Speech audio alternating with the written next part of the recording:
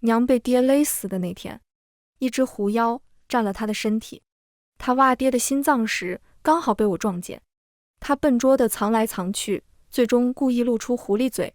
杀人的是我，不是你娘，你娘是个善人。我哦了一声，搬来砂锅，那颗心炖一下更好吃吧。大家好，欢迎收看皮皮听书。饥荒年，家里没吃的，紧着弟弟和爹的，就没了我和阿娘的。3日前，爹本想卖了我换粮食，打听一圈，就乡绅赵家要童养媳，能给几袋荞面。赵家是在给瘸腿的二公子招童养媳。赵二公子的瘸是天生的，可他恨上了别人。凭什么别人腿不瘸？凭什么他什么都有了，就瘸了条腿？于是他打断了书童的腿，丫鬟的腿，连赵府的一只大橘猫也不放过。他拿剪刀剪断了猫的一条腿，猫儿挠花了他的脸，当晚就逃到了荒地里。我正巧在地里挖野菜，夜雨绵绵的，猫叫得像婴儿哭。我不忍心，就把大橘猫抱回了我家柴房。大橘，大橘，我实在没吃的分给它，只能用干净一点的干草给它围个窝。以后再也不去赵家了，你就跟着我，好不好？猫猫听不懂话，但知道我不会害它。大橘乖乖舔了舔我的手背，又接着去舔它血淋淋的伤口。这样的赵二，谁敢嫁呢？所以阿娘死都不同意，拽着我爹的胳膊，却反被推到了地上。碎石割破了娘的手，血淋淋的口子，就像同样受了伤的大橘猫。我心疼她，哭着说：娘，我去赵家就有饭吃了，是去享福的，你别管我了。阿娘还是不死心，又想扑过来。她最终被爹绑在驴棚里，那里曾经有一头老驴子，被使唤了一辈子。到终了，驴子被折磨得皮包骨头，一边拉磨，一边断了气。现在被拴在那里的是我的阿娘，她也为这个家没有片刻的喘息，到头来却连自己的女儿都护不住。我爹拽着我到了赵府门口，放眼望去，卖女儿的人倒不少，来的基本都是当爹的，一人托举一个小丫头。这群爹该托举的时候拼命打压，不该托举的时候只卖女不卖儿。爹和几个堂兄弟打招呼，来了也不叫我，有好事儿就知道背着我。几个叔伯的女儿们和我自幼相识，有的脸上还有哭痕，有的脸上什么神情都没有。我们都不过8、9岁，就已经要认命了。我爹不甘落后，揪住我的领子，把我往前推。赵府管家打眼一看我，咂巴一口烟锅，嫌弃道：咱府里晒了3年的腊肉，都没这丫头干巴。我爹急了，跑去井边打起一桶水。他逼我提起，又去拽管家的袖子。您再看看，瘦是瘦，力气大，他一个人顶俩丫鬟呢。远远的，忽听到阿娘的哭声：许二牛，你把我女儿放了。我扭头看去，阿娘提着把镰刀，手腕上全是伤痕，血滴滴答答甩了一路，跑到我面前来。细看去，是镰刀割过的痕迹，肯定是她着急来救我，才不顾割伤自己，割断了绑她的绳子。阿娘是个弱女子，看不了别人杀鸡宰羊，连听个乞丐讨饭的故事都会悄悄抹眼泪。可她为了我，血流如注也不怕，只怕我进了虎狼窝。那天她闹疯了，挥舞着镰刀，明明手指不住的抖，还是要拼命护在我面前。娘留给我一个单薄的背影。圆月，别怕啊，娘在呢。我叫圆月，许圆月是阿娘取的名字，她不准我叫招娣。阿娘一辈子都没得过好东西。当年爹娶她，半袋糙米，1尺素布，老驴子驾粪车就把她拉来了。她见过最漂亮的东西，就是天上的一轮圆月。每逢15月圆，娘就抱着我，坐在高高的谷堆上看月亮。娘说，愿我的大宝圆圆满满，就像天上的圆月。我那时什么都不懂，抱着阿娘的脸，阿娘也圆圆满满。她苦笑着，不到30岁的人，笑得像是快要入土。她圆满不了了。那天阿娘强行抱我回家，说要去外公家讨一个鸡蛋来给我蒸鸡蛋羹，就再也没回来。邻里拉着阿爹去山上寻，阿爹懒洋洋的，推3阻4，圆回屋里睡大觉去了。直到半个月后，7月15，又是月圆夜，我想阿娘，爬上谷堆，大橘也跟着陪我看月亮。大橘成了3脚猫，抓不到老鼠了，只能我每天深夜去几个乡绅家后门，从他们泔水桶里捞吃的，这才养活了大橘。我养着大橘，就像阿娘养着我，心里怀着爱的时候，从不会觉得是负担。狂风裹着乌云，尘土卷起碎叶。我揉了揉眼睛，再抬头看，月亮竟变成了血红色。村里的算命先生总说，雪月是预兆，要么灾祸横生，要么就是凶兽降世。我满心想着阿娘，倒也不怕。前几天邻里回来都说，去寻过了我外公，阿娘从始至终都没去过他家。爹嗤之以鼻，说他肯定是嫌家贫，跟着野男人跑了。我那时扒住门槛，弱弱的护阿娘，不会的，阿娘放不下我们。爹狠狠推我一把，把比我高的竹筐架到我的后背上。挖你的野菜去，要是不够我和你弟吃，老子今晚就勒死你。我怕死，更怕阿娘回来看见我死了。我不想让她伤心，我想看她圆满。望着圆圆的血月，我悄悄抹眼泪。抹着抹着，一阵凉风拂来，带着奇异的杜桑花香。大橘在我怀中睡着，秋来寒风侵人，他突然跳起来，浑身炸了毛。他冲着我左前方的黑影低吼了几声，见我不动弹，自个儿扭头跑了。想着村里孩子被狼叼走的故事，我身子发僵。我盯着那团黑的和墨一样的灌木丛，听到窸窸窣窣的动静，像是什么东西在靠近我。我正犹豫要不要拔腿就跑，忽的一个熟悉的声音从那里边传来：圆月，别哭，阿娘回来了。我不可置信地站起身，只见迷蒙的夜色里，一个单薄的身影从灌木丛里走了出来，赫然是阿娘。她穿着离开那天的衣服，只是领口上多了些暗沉的血迹。我什么都顾不上了，冲过去扑进阿娘怀里。我连声喊娘，哇哇大哭，甚至没有发觉。阿娘的手较往常冰凉，凉得就像死人一样。我后来才知道，那天回来的不是阿娘，阿娘早就被阿爹勒死在了深山老林里。回来的是借尸做人的一只狐妖。我拉着阿娘的手回家，血月当空，赌钱回来的阿爹只看了一眼就摔倒在地，尿湿了裤腿。他倒退着往后爬，抓起石子砸阿娘。你是人是鬼？不可能。阿娘走过去，攥住阿爹的领口，将他凌空提起。怪了，阿娘平日吃不饱饭，根本没有这么大的力气。血月下，阿娘的双眼倒映红光。相公，我活着回来，你不高兴吗？小弟被吵醒，揉着惺忪睡眼走出来。小弟说小也不小了，他比我小2岁，今年7岁，也到了懂事的年纪了。可他看见阿娘回来，不闻不问，只自顾自说道：娘，我饿了。于是阿娘扔下阿爹，又走到小弟面前。娘抬起手，啪的就是一耳光，小弟被打懵了，哭着扑进爹的怀里。阿爹，阿娘打我，你管管他。阿娘理了理衣裙，小崽子，原来你也知道自己还有个爹啊？怎么渴了饿了就知道喊娘呢？不知道的还以为阿娘盯了盯阿爹，孩子都是娘一个人生，一个人养的呢。爹哪敢回护，自己已经怕得要死了，只一个劲儿向后缩。阿娘见状，凉凉一笑，来拉我的手。阵阵阴风里，他对阿爹放下话：一儿一女，咱俩各管一个，是死是活，各凭本事。阿娘果然说到做到。从那天开始，她只管我俩的饭，只帮我缝衣裳上的破洞。我俩开了后院的一点荒地，预备种点秋菜，过冬前腌好，就不必只靠地瓜糊糊熬寒冬了。阿娘知道我挂心大橘猫，便准我在后院的狗洞处也放一点吃食。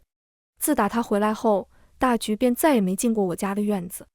每每吃完东西，大橘远远看我一眼，就浑身炸毛的跑远了。爹呢，这样穷的家境，他竟然不会切菜做饭。幼时有娘伺候着，长大了又有新娘子伺候着，所以我弟也被他带成了这类人。再穷的地方，他们也要梗着脖子做药祖，身子饿成了软面条，嘴也是硬的。爹不会做饭，小弟又正在长身体，没2天就饿得起不来了。爹站在大门口，倚着门框，嘴里叼着根枯草，扯着嗓子，生怕邻里听不见。也是稀奇，头一次见亲娘只顾着自己吃，要饿死夫君和儿子的。阿娘蒸了热腾腾的包谷面窝头，拿出一个递给我，烫着手，我才翻了个面，就被角落里冒出来的饿死鬼抢走了。阿娘一点不让着，上前一把掐住弟弟的后脖梗，不仅夺走窝头还给我，还把弟弟嗓子眼里的残渣也抠了出来。弟弟几声惨叫，扑腾逃到阿爹脚下，再抬头，嘴角是几道尖细的血痕，不像是人的指甲，倒像是猫狗挠过的伤痕。阿爹看一眼弟弟，气得去找镰刀，他攥着镰刀冲过来，我立马护住阿娘。我把窝头举到眼前，窝头给你们，别伤我阿娘。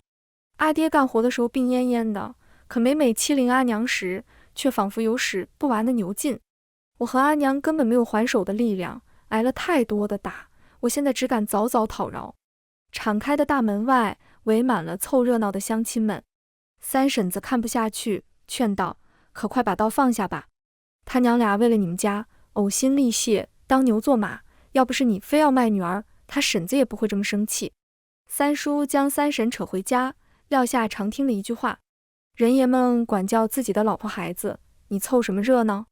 眼见阿爹因此更生气了，举起镰刀就要砍，阿娘却气定神闲，盯着阿爹问道：你是要和那天夜里一样，照着我的脖子狠狠砍一刀吗？阿爹立马僵住，霎时脸红脖子粗，要阿娘闭嘴。乡亲们指指点点，阿爹气得扭头去踹上门，又上了门栓。再转身，阿爹已是满眼的阴狠，算你命好，挨了那么一刀都能活下来。你要是敢饿死我和儿子，我再给你一刀又如何？怪不得阿娘那天夜里回来时，脖子上是一圈血迹。可那晚我趴在炕上，仔仔细细、里里外外的查看，也没搜出一个伤口来。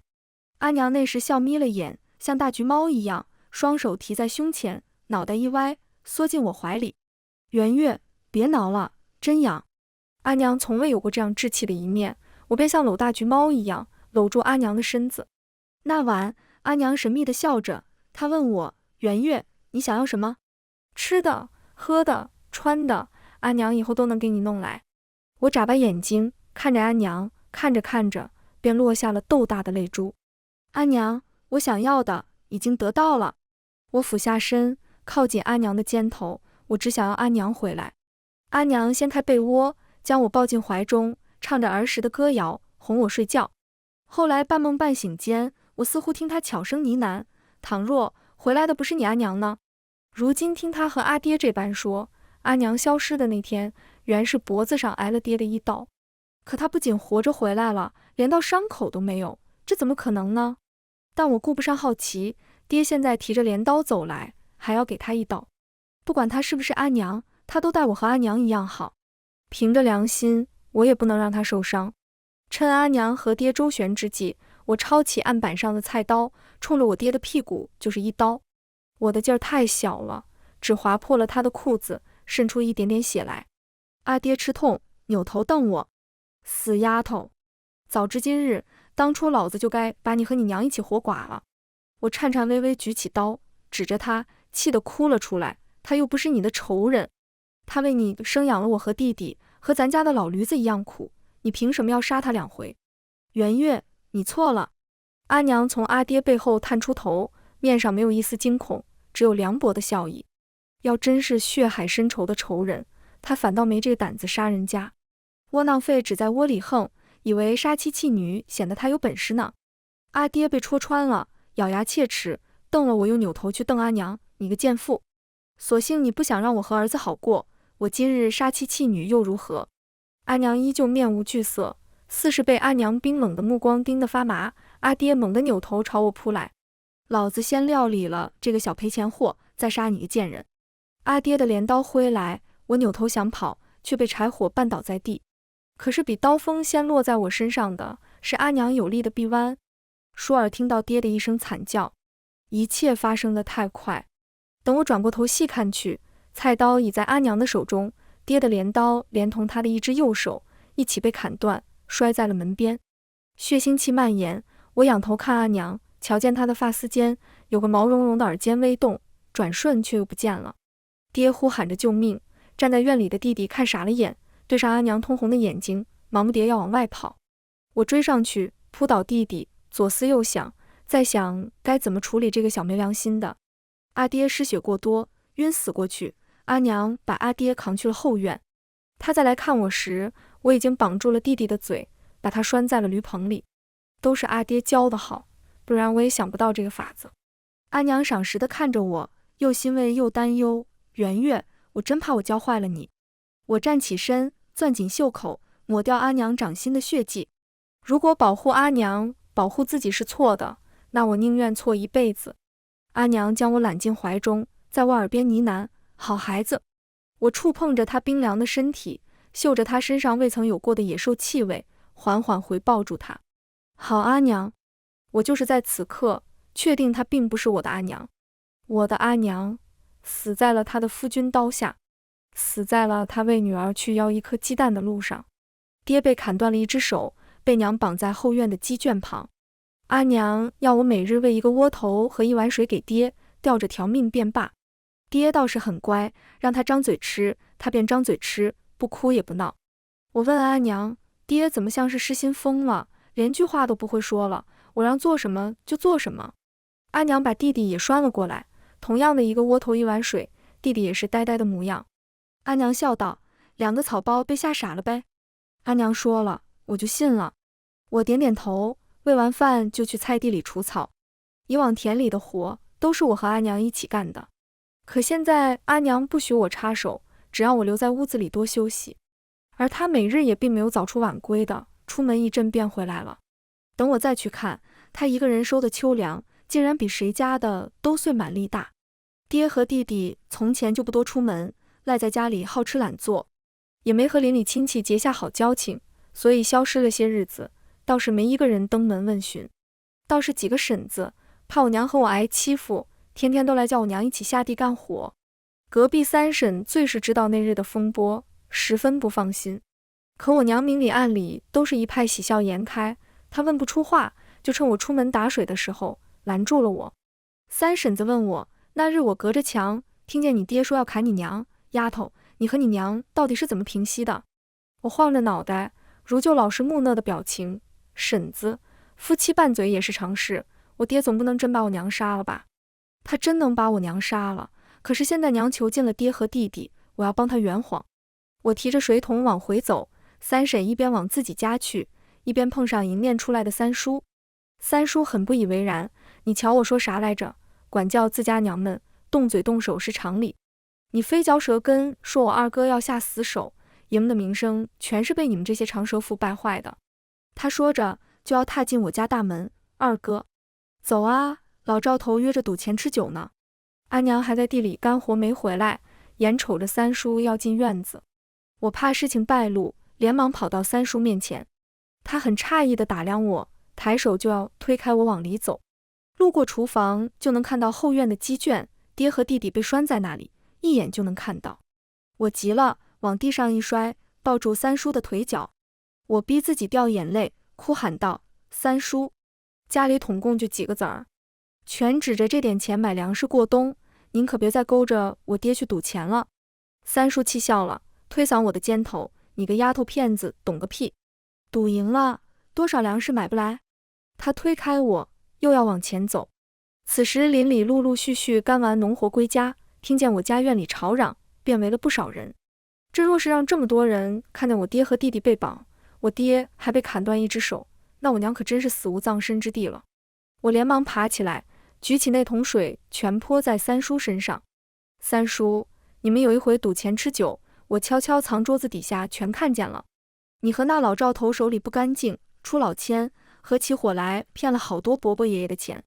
3叔一耳光甩我脸上，骂我胡说。可我这话有分量，门外的几个汉子便炸锅了。这个说他一个8、9岁的孩子还能编谎不成，那个说怪到每每和你们玩都输多赢少，更有指着骂的，黑了心的徐老三，连长辈的钱都骗，还不还回来。本就是寒凉的暮秋时节，又迎面挨了我这刺骨的一桶井水。3叔揪着我的领口正要揍我，可听了这许多的话，倒是有些站不住脚了。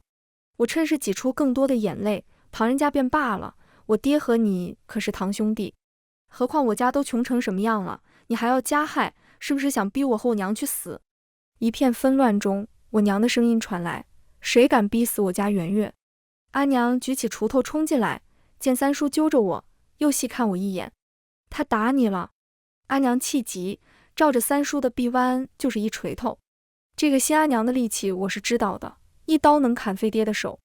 于是便听咔吧一声，三叔的胳膊反向弯折了过去。三叔惨叫着跌坐在院里，阿娘举起锄头还要打，三婶子连忙跑进来护住。三婶子也是苦命人，被逼着生儿子，却一连串生了3个女儿。三叔想送去弃婴塔，硬是被他以命相拼拦下了。穷困潦倒，要养活3个丫头不容易，三叔唯独比我爹强的一点，就是即便在外边骗钱耍赖，也还知道做家里的事。既然留下了女儿们，三叔也会给一口吃的，那日照府招童养媳。他有3个女儿，却一个也没带去，可见不至于和我爹一样不顾妻女的死活。三婶这才不忍心，护住三叔，向我娘哭着讨饶：嫂子，看在我的薄面上，放他回去吧。家里的重活全靠他，你真打死了他，我和3个丫头便也活不了了呀。新安娘看了看我，她的恻隐之心似乎只在我一人身上，体谅另一个女子带女儿的不易，她缓缓放下了锄头。三婶搀着三叔离开，连夜便将三叔骗走的钱还到了我娘手里。安娘说，也是我闹出来了，三婶子才知道三叔赢来的钱是做了手脚的。那之后，三婶就是砸锅卖铁，也挨家挨户上门，把钱都还了。娘说，这种钱留不得，折损修行，来世也投不了好胎。我想起许多细枝末节，反问阿娘，娘也要修行吗？阿娘正为我缝制过冬的小袄，闻言，穿针引线的手顿了顿。修福修德，本是正道，阿娘要做，圆月也要做。我点了点头，乖乖地帮她捋线。我想起白日里三叔往进闯的光景，不免后怕，问阿娘，娘，一直把爹和弟弟绑着，也不是长久之计啊。日子久了，邻里不见他们，若是生疑，还得上门闹事，到时候可怎么办呀？阿娘眨巴眼睛，注视着我，温柔一笑。她放下针线，将我揽进怀中。我说呢，你一贯温吞不惹事，怎地今日如此张扬？原来是为了帮娘隐瞒。她将下巴搁在我的头顶，呢喃道：圆月放心，不会被人看到的，阿娘可小心着呢。我安静地点了点头，听烛火燃烧，噼啪作响。她的本事应当很大了，她能借死人之身活着，有异于常人的力气和速度。灾荒年都能让粮食堆满仓，甚至能猎得凶狠非常的野狼来，扒了皮给我做小袄。他骗人说是设的陷阱捕的，我才不信。野狼只在密林深处生存，一路支山蚂蟥就能要人命。村里最老道的猎户都不敢去，他怎么可能去那设陷阱？可他扛着狼回来，鞋底的泥都没多少。破绽这么多，被人发现了，可该怎么好？我日日为他忧心，却又不好明说，只能见缝插针帮他遮掩。他一个人拉着满满一车秸秆回来，大气都不喘一下。几个婶子围着啧啧称奇，我连忙捏着汗巾子跑过去给他擦汗。娘，你一向这样，累趴了自己也要好强，旁人看你精明能干，却不知我夜夜听你翻身疼的呻吟，恨不能快快长大，帮娘分担些活计。娘懵懵懂懂地看着我，婶子们倒是很能共情，连连点头说，谁家不是如此，都是打碎了牙往肚子里咽罢了。大婶子拍娘的背，劝道，你也是做这许多的重活，哪能时时刻刻都有精气神？不知道的还以为大力神上身，手里有神力呢。娘这才学聪明，适当的装柔弱无力，可到底还是有人疑心上了。三叔不信我阿娘一锄头能敲断他的胳膊，请了个茅山道士来，要给我娘驱邪。茅山道士是个年轻小郎君，三叔称他秦小师傅，秦元玉。秦元玉一手举着桃木剑，一手持握镇坛木，才踏进我家院门，就鼻子一吸一吸地说道，有妖气。阿娘很有本事，早上听得玩闹的孩童说，三叔找了个小道士进村，他转头就去松绑了爹和弟弟。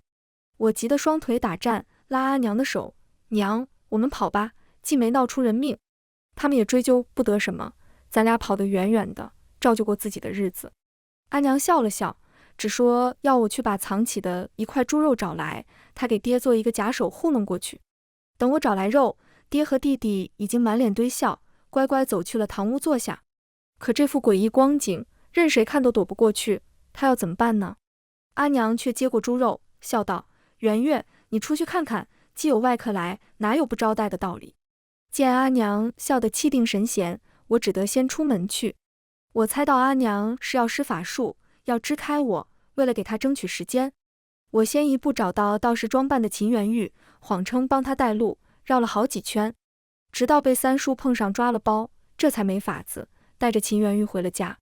道士驱邪，放我们这小村子里也是一桩新鲜事，是故许多邻里都围了上来看热闹。秦元玉一句有妖气，众人都笑起来了。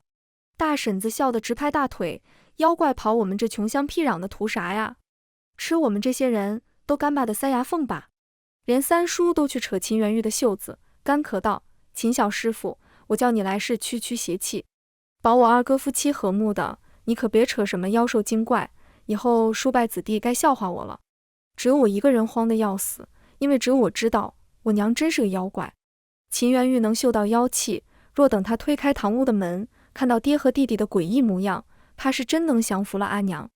秦元玉也不管旁人的话，攥紧桃木剑，十分戒备地走进堂屋。我正不知所措时，堂屋的门反而被一把拉开，阿娘笑盈盈地走出来，竟是主动迎敌的姿态。大家怎地都聚在我家了，好生热闹。我忙向里看了一眼，却见爹双手完好，抱着弟弟正在吃烤地瓜。三叔率先冲进去，往爹身旁一坐，一只手打着绷带，便用另一只好手抢地瓜吃。二哥，怪到你整日不出门，嫂子真是给你照顾得妥妥帖帖，还是你命好哈。从没言语过的爹，此刻仿佛正常人，呛声道：“你小子惯会占人便宜，先前你赌桌做手脚的事儿，要不是你嫂子拦着，我早收拾你去了。”爹掰下一小块地瓜，塞进弟弟嘴里，哄孩子：“哦，我的儿，乖乖吃。”我松了口气，却也忍不住暗叹一声。谢阿娘不曾见过爹以前的样子，她以为爹偏心弟弟，就会和他对我一样的照顾弟弟，但爹从不会这样，即便是偏心，也只在他的嘴里。做饭缝衣，给吃给穿，全落在阿娘和我的身上，就凭他说话有分量，弟弟便也从不记我们的好。所以这一幕是他想象中的一个慈父该有的模样。阿娘站在门口，请秦元玉进来吃茶。秦元玉虽然满目警惕，但先按兵不动，走进来坐定桌边，只将目光紧锁在阿娘身上。我们这里吃喝起来，围观的人看着无趣，便都散开了。因这小道士是三叔叫来骚我娘的，三婶面子上难堪，借了个挑水的由头，将三叔也拉走了。人都走远了，秦元玉这才张口道：“你倒是厉害，我竟看不出你的真身。”阿娘倒了茶，推给秦元玉：“秦小师傅说的什么话？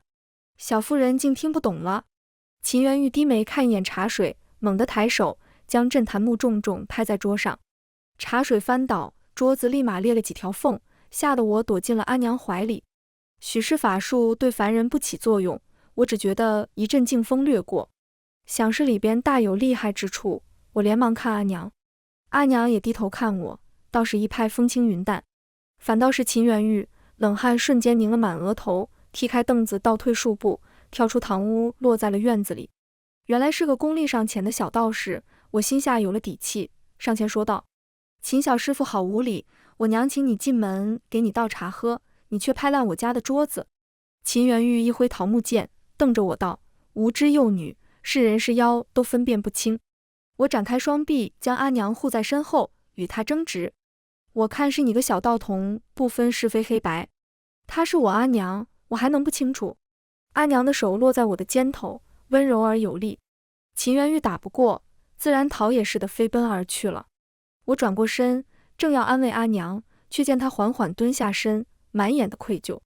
她握住我的双手，蓦地问道：“元月，倘若阿娘骗了你，你可会恨阿娘吗？”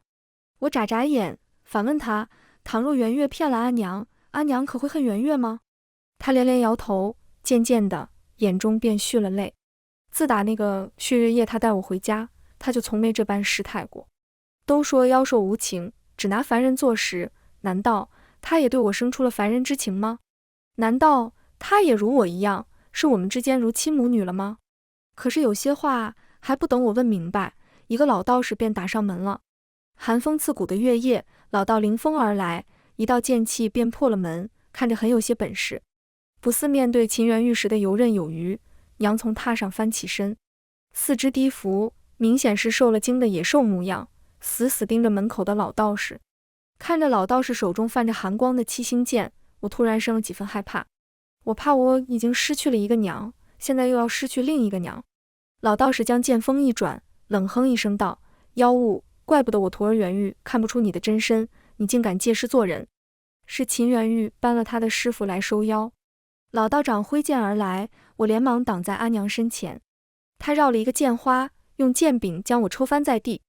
阿娘伸手想扶我，急急的一声元月，因此他的手臂上结结实实挨了老道士的一剑。两人瞬间扭打在一起，阿娘也顾不得在我面前伪装了。朝朝如兽扑袭，劲风阵阵，吹得我睁不开眼睛。不多时，阿娘一声惨叫，便被老道士掐住后脖颈，按在了地上。只见他提起七星剑就要砍去。老道长，我忙连连磕头，只将脑门磕出了血，求求您了，别杀我娘，求您了。泪水涌出，若他真的死在今夜，我想我也会跟着撞死在一处。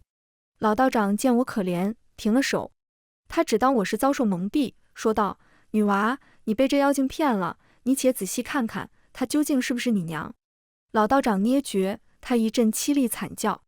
昏暗的月光下，阿娘的尸体跌倒在地，而一阵红烟抽离，渐渐显露了真形。怪不得她的耳朵尖尖的，原来是只红霞毛色的狐狸。看着我的眼睛，他哀嚎一声，垂下了脑袋。刚才道长举剑时，他都没有低头，而如今他死都不怕，却怕我怨恨他。狐妖抽泣，对不起元月，我骗了你。我仍旧是跪着磕头的模样，我想好好看看他。狐妖修炼出人形，应当是极为不易的，也不知道他长这么大，有没有和我娘一样好的阿娘照顾过他。我抹掉眼泪，静静跪坐好，对老道长说道：我看清了，我想听他自己讲究竟是怎么一回事。他从10年前说起，那时他遭术士围攻，打回原形，慌不择路，逃进了村子。是我娘善心捡到他，给他敷草药，救了他。他记下针，不时来我家探看，想着等法术恢复，就变出许多金银财宝来找我娘报恩。谁知深山老林，他在遇我娘的时候为时已晚。我娘被我爹残忍杀害，他没有起死回生的本事，只知道阿娘最放不下我，于是借尸做人，假装我娘来照顾我。我听着早已泪流满面。画本子里有许多狐狸报恩的故事，可那些故事里男欢女爱，恩怨情仇，爱到最后全是恨海情天。但这只狐妖不一样，他报恩是从始至终的善意。老道长见我俩都无话可说，提剑再要斩杀狐妖。我扑过去，一把握住剑锋，双手滴血。狐妖和老道长都惊了，老道长忙松了手，狐妖则和阿娘一样，哭着唤我的名字：元月，元月。老道长说我定是被这狐妖施了障眼法，他捏诀敲我颅顶，却见我并无反应。他惊道：你居然是清醒的。我哭着拉住狐妖的手，像过往他许多次拉住我的手。对不起，我也骗了你。我早知道你不是我亲娘，但我一直假装不知道。我怕我连你这个娘都没有了。我又去扯老道长的道袍，道长，您若真是想要除恶，最先要杀的分明该是我爹。为着我娘不准他卖我去做恶霸的童养媳，他便残忍杀害了阿娘。狐妖假扮我娘回来，就因狐妖护着我，他又起了杀心，我爹才是该死的人面兽心。我扭头去看狐妖，他满眼的动容，两只狐狸耳朵都在止不住的抖动。我冲他笑一笑，笨蛋狐妖守着我，除了自保，不曾伤害过任何无辜的人。我一早就知道她不是我的亲娘，她是个妖兽成精，便做了我娘。可我更知道她是来给我当一个好阿娘的，所以哪怕是假的，我也不愿戳破。我向老道长再次跪拜，道长，您若真的慧眼通天，便该仔细看看，他不仅不是恶妖，还是行善事的那一个，他该修成正果，去做个神仙。老道长闻听我的这番话，哑口无言许久，他也颇为动容，缓缓抚着花白胡须，叹道：老道收妖伏魔数十载，何曾见过这等奇事？他最终松开了控制狐妖的手，收起了长剑。我扑进狐妖怀里，他也紧紧回抱住我。他和阿娘一样，高兴起来，只会一个劲儿唤我的名字，圆月，圆月。阿娘，这一回我好像真的圆满了。圆月是我，依在我的怀中。我破涕为笑，笑出了声，你的本体原来这么暖和呀。笑着笑着，眼泪变成了串。阿娘，老道长明辨是非，他答应我不会要狐妖的命，还要带他回山，助他修炼。这是最好的局面，我高兴极了。却听狐妖突然问道：道长，如果我真的杀害过凡人，会怎么样？老道长说，功过相抵，死罪可逃，但会天雷落地，将他打回原形，200年修行，从头来过。我拍拍胸脯道，怪不得你一直只是求着爹和弟弟，还好没下杀手，不然就要重新来过了。狐妖温柔地抚了抚我的脑袋，化作一阵红烟，重新附回了我娘身上。他祈求老道长给他3日时间，与我好生诀别。老道长离开后，我俩心照不宣，绝口不提今夜的事，只和以前一样，做一对寻常人家的母女。却也不太一样，现在的我们彼此赤诚，再无隐瞒和欺骗。那3日光景，是阿娘死后我最快乐的3日。狐妖给我做了许多吃食，还变出一个箱子，里边装满了田产房契和银钱。他还换来另一只狐妖，毛色雪白，名为慈兰，化身为一个年轻男子。他俩紧紧相拥，一看便是神仙眷侣。真好，也有人在好好爱他护他。我这才知道，他的本名是启云，很好的名字。他一身毛色如绮丽云霞，这名字最配他。启云说，慈兰会给我当护卫，护送我远走他乡，开始新的生活。他抱住我说，圆月，这是我能给你的圆满。我轻抚他的后背，娘，等你去找老道长拜了师，可要好好修炼呀。我顿了顿，很是不舍，若能下山，就来看看我。他笑着，眼中泛起泪花。我没想到，第3日的夜里，他从榻上蹑手蹑脚下去。我悄悄趴在窗边，隔着窗缝，看他拖出来爹和弟弟，露出兽爪，挖了他们的心脏。他显然是第一次干这种事，自己也吓得瘫坐在地上。他捧着心，不知所措。原来他那么问道长，是真的要杀人，对我好，是报阿娘的恩，杀了那对父子，是为阿娘报仇。我故意弄出动静，在他震惊的目光下，搬来了砂锅。我挠头问他，那颗心炖一下更好吃吧？启云哭笑不得，说道，我又犯傻了，早知该施法迷晕你。我笑道，听说被狐妖施法会折损阳寿，所以你从不曾在我身上施过法，我知道你舍不得。他也不至于真的炖了心去吃，只将这父子2人远远埋去了乱葬岗。风雨末地如山洪涌来，狂风乱雨中，他护住我，慈兰护住了他。慈兰眼中有泪，启云，你又是何苦？我知道，他既为阿娘，也为了我。爹和弟弟死了，才能扫清我心头的最后一片阴云，才能让圆月真正凌空。他最后笑着对我说，圆月，别哭，娘在呢。被爹卖去当童养媳的那天，娘来救我，说过一样的话。原来无论是人是妖，是飞鸟是走兽，拳爱子之心都是一样的。风雨之中，滚滚天雷落地，他被打回了原形，一只毛色如启霞的小狐狸。我一把捞进怀里，对慈兰说道，走吧，再带上大橘猫，去奔新日子，我们一起守着它长大。我抚摸着昏睡的小狐狸，笑叹道，可惜我寿命短，估计看不到它重化人形的那天。那之后，在慈兰的保护下，我远走他乡，嫁人生子，一生顺遂。我的女儿很是聪颖机敏，她做了我朝的第1个女官，我也因她而被封了诰命。世人都说我这徐老夫人有一心爱灵狐，一身如霞红毛，不老不死。也正是灵狐祥瑞，才护佑我一家富贵荣华。后来我罕见地活到了近100岁，因此还被天子召见过。我想，这是他在让我等他。荣华富贵转瞬空，临到终了，记忆混乱，我似乎又回到了小时候。我想到了我的阿娘，也想到了我的狐狸阿娘。晴好的金秋，黄澄澄的柿子挂在枝头。我躺在摇椅上，沐浴着温暖的阳光，仿佛在两个娘亲怀中熟睡。在我即将合眼时，一串轻快的脚步声从小狐狸的卧房处传来。